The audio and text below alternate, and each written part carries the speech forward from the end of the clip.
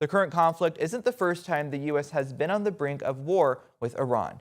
It almost happened in the 80s and again in the 90s. I spoke with a Drake Associate Professor on the history of the U.S.-Iran relationship and what the strikes mean for the future. In some ways, you could say it's been in the works for 4 decades. Drake Associate Professor Kieran Williams says the U.S. and Iran at one point saw eye to eye. There were times in the past when Iran looked to America to intervene to help it against other powers like Britain and Russia. That all changed in the 50s when the U.S. military became more powerful than Britain and Russia's armed forces. 1953, the CIA helped to overthrow a prime minister of Iran.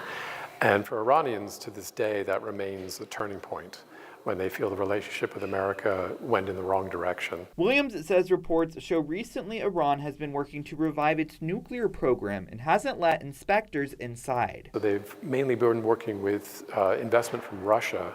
Russia has done a lot of the engineering and know-how to develop nuclear plants. Over the past year, the U.S. and Iran have been negotiating a mutual agreement to limit Iran's nuclear development. Then on February 28th, U.S. military forces killed the Iranian behind the discussion, Supreme Leader Ali Khamenei. I'm a little unsure what the objective is this time. Is it to force Iran to make more concessions?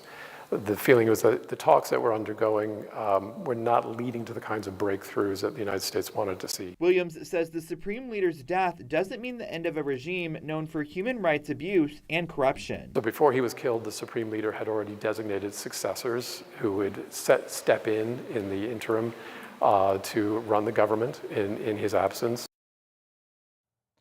At this point, Williams doesn't believe the conflict would require American forces on the ground like how the U.S. invaded Iraq in 2003.